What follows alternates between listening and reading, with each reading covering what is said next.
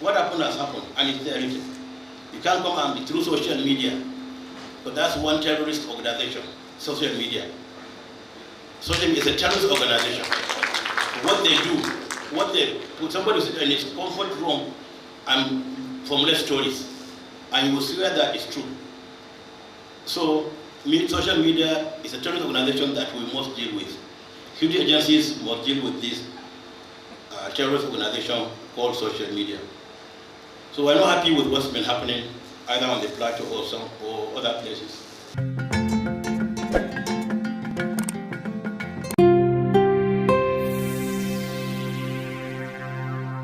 Did you just listen to what the Sultan of Sokoto just said? A clergy, a high-profile person in the society coming out to say what has happened has happened. This is a man who hails from the Fulani extraction, and yet the Fulanis are going from one state, locality, villages, buying innocent people. And rather, the Sultan of Sokoto is coming out to say that social media is a terrorist organization and that social media needs to be banned. It baffles me when people when people who claim to be highly influential in the society coming out to say all manners of things against social media. Now let me ask the Sultan of Sokoto. The major problem to Nigerians are facing today is the insurgency, and the Fulanis are the major problem to this insurgency, rocking the state of Nigeria. Rocking the state of Nigeria. The Sultan of Sokoto has not come out to condemn the killings across every nooks and crannies of the society by the Fulani hegemony, by the Fulani herders. Just of recent, about 80 people were murdered in Benue State just yesterday, and there was a mass burial. There was a mass burial in Plateau State that the governor came out and told and said, and then acknowledged, accepted that he has failed the people.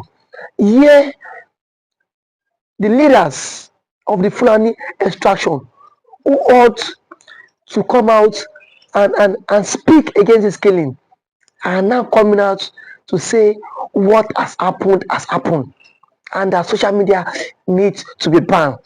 That people sit down in the comfort of their zone and then formulate stories that are not true. I want to ask the Sultan of Sokoto, which stories are people formulating that is not truth? If not for the impacts and effect of social media, how effective the world has gone in the digital space, the atrocities of the Fulani Herder'Smen would not be made known to people. Yes, it will never be made known to people. Is the Sultan of Sokoto coming out to take sides for the Fulani? Because that statement, it shouldn't have even made that statement in the first place. That what has happened has happened. The Fulanis are killing. Rather, the elders in the north need to call them to order. The elders need to call them to order. We cannot have one misplants in a society like this. And yet, the Sultan is drumming, is advocating that social media needs to be banned. I don't see, if they don't believe in the impact of social media in Nigeria, the social media has done more good for us, exposing a whole lot of things in Nigeria. If not for the impact of social media, how many persons we know that the Fulanis have been causing havoc in Nigeria? And yet, They are not calling their people to order. They are not telling them that all what you are doing is against the law of the land. Stop killing innocent Nigerians. Rather, the Sultan of Sokoto is saying that see, they are using the social media to portray the Fulani as bad people. Nobody is portraying the Fulani as bad people, but the Fulani herdsmen who are killing, it is what Nigerians are calling that what they are doing is bad. And Nigerians cannot continue to live with murderers. Nigerians cannot continue to live with people who don't have iota of respect for lives. People who have caused more sorrows in the life of Nigerians. Who have this mindset that every land in Nigeria belongs to them, and that is why they are carrying out all sort of illegal activities,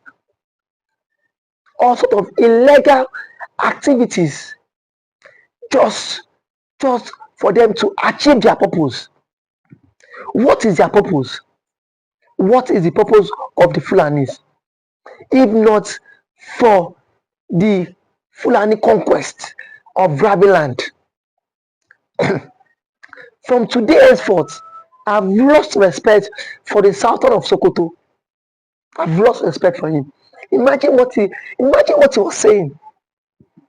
That social media has become a terrorist organization where people sit in the comfort of their zone and then come out and then cook stories just to portray the Fulani as evil. Are the Fulani herders not buying people? The Sultan of Sokoto needs to answer this. Are they not buying people? Are they not going around kidnapping innocent Nigerians? In Plateau, how many people was killed? In Benue State, how many people were killed? Across every nooks and crannies of the country, how many persons have been killed by these so-called Fulani herdsmen? And yet, nobody is coming out to speak against the injustice in the society. Nobody is coming out to speak against the mass burial that was conducted some days ago. Rather, we've seen some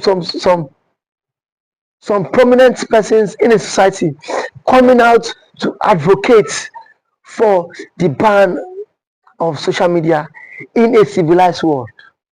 If not for social media that has unraveled a whole lot of things in Nigeria, even of social media that has exposed our politicians, wicked politicians in Nigeria. Even for social media, nobody will know that the Fulani has an aging agenda, which is the Fulani conquest to Islamize every nooks and crannies of the country. Yet, the Sultan of Sokoto is now advocating, is now drumming that they should place a ban on social media. Rather placing a ban on social media, why can't you? There should be a law that would also regulate a ban on people who are causing havoc across every nooks and crannies in the society. That is when normalcy would return to the country, not by social media. Social media has helped to promote injustice, to fight against injustice in this country. It's an avenue in which people use this as a medium to express their grievances. It has exposed a whole lot of things going down the drain, and nobody, even the government too, cannot just wake up and say they want to ban social media, because we would not accept that. You want them to ban social media. You are not even speaking anything. You are not even coming out to condemn the killings of your kinsmen, the clients. People that lost, about 80 people that lost their lives in Plateau State. The Sultan of Sokoto did not even commiserate with them. He didn't even commiserate with them. The innocent people who lost their life in Benue State, the Sultan did not, well, still commemorate with them. Yet the Sultan is saying that social media needs to be banned. Is social media their problem? So now the agenda is to take off social media so as to perpetrate evil in society. That is the agenda. In that podcast, he said, when he was making his speech, he said, "What has happened has happened." Now, what are the plans the Sultan of Sokoto has put in place to foster, to stop all these things from happening again in the future? No plans is being put in place by the government, and here they are looking for a way to ban social media in the country. See, just like what Mazi nnamdikanu has said, that Nigeria is now a banana republic. It is. It is. Because people can just wake up one morning and say sort of things and say, okay, the government need to do this, the government need to do that. For how long can we continue in this contraption called Nigeria? And that is why the Igbos are saying, let us go. They are tired of this failed system, a system that cannot protect anybody, a system that cannot protect me and you, a common man on the street. And we call that a country. And the medium in which Nigerians use it to express their grievances, a clergyman is coming out to say, let them ban it. If today social media is being banned, so it will not pave way for the Fulani elders to start buying people, to start going into people's apartments to buy people, Abi. If it's that's your agenda, I can tell you vividly, it will never work, because Nigerians will rise on the occasion and then speak against the injustice in this country, speak against the Fulanis, the bad Fulanis who are buying people, collecting ransom because of their devilish and evil mindset. Today, I thought the Sultan will come out and warn his kinsmen. Rather, he's rubbing his hand on their head. Indirectly, the Sultan is telling them, continue with what you are doing. Nigerians will resist any move by the Fulani agenda and their hidden conquest. You can subscribe to this YouTube channel, like our videos, please share, comment for more political discourse.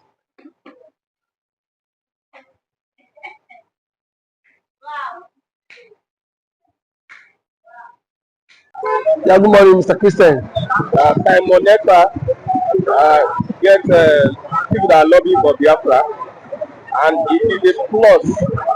The way Samantha is going international, and it seems he's making this agitation a serious international issue by employing international lobbyists to make sure that Biafra is recognized at the world stage. Let's get a reaction. Now, thank you for that wonderful question, the anchor of this good platform.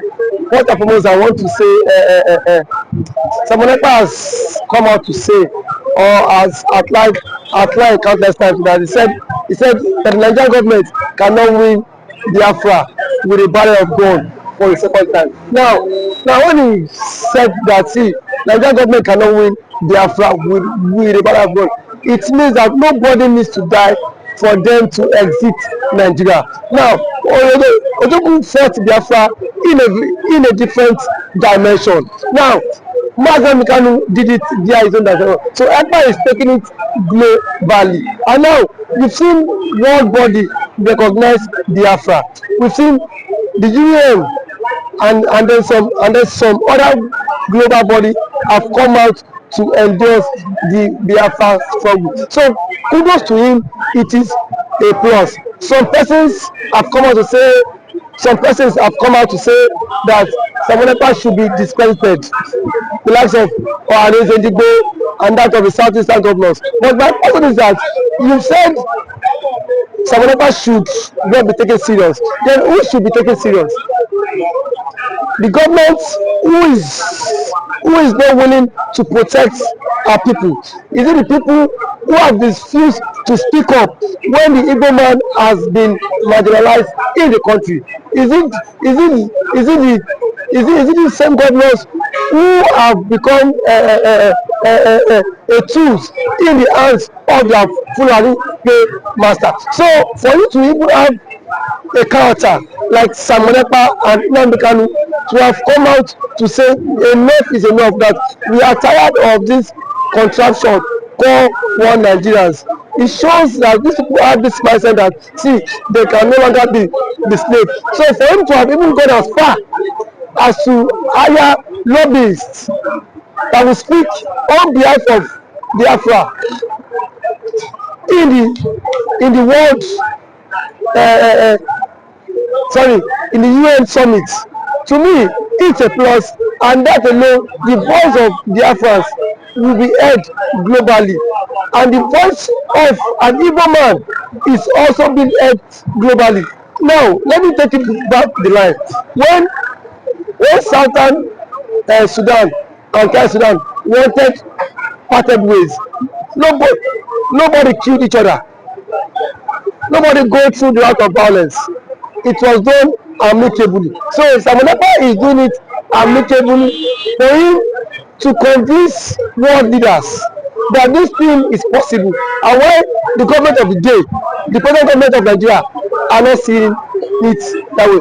Thank you. You can also to the government, the Nigerian government be worried about people. Why would they be worried? The same people have sent assassins to kill Samonekpa. Now only he has escaped. So see, one thing about it is that the government of the day, they are panicking. There's panic. You know what it is now? Say a particular tribe, a major tribe, to exit your country. You know how an Igbo man is. You know the investment of an Igbo man is in the country. Now imagine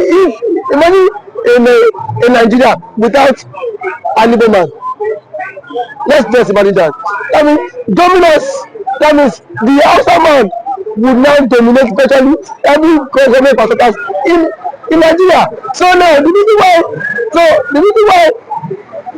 Igbo man is still believe that's Nigeria is because the Igbo man is still in the contraption called Nigeria. And eventually, if the Igbo man leaves, my brother, the Yoruba man will know the true meaning of Nigeria, and then we now know who owns Nigeria. Just like what Angwabula said, he said they are not scared of the Igbos parting, exiting Nigerians. That was what he said. He said they are not scared. Indirectly, that means the other tribe would not have sense of belonging in the country. And we know it. I know it too. And every normal man now has the spirit of dominance. You cannot dominate him. If a Fulani man has the spirit of dominance, for you to dominate him, it will take ages. In terms of population, you cannot dominate them. So one thing is that Ojukwu have foreseen this whole thing. That was why he championed this Biafra struggle. And now, gradually, it is now becoming a reality in this contraction called Nigeria. Now, there are some Igbo men, sorry, some Igbo men are even tired of the system called Nigeria, just because they feel their brother is still in president. Man, my brother, I can bet you, come 2027, the Yorubas will be championing the Republic more than the Igbo man. I can bet you that. That I am very certain of. Yes, we will championing because it is certain when their president, when their brother is being kicked away from the presidency, already there is a plot, and which he himself cannot escape. The president himself knows that there is a plot, and then the big shots in the north are forming alliance. You know it. RFI, a powerful influence in the north, is not in the league. Sorry, is not in good terms with the president. And now nobody can take that factor. What RFI did,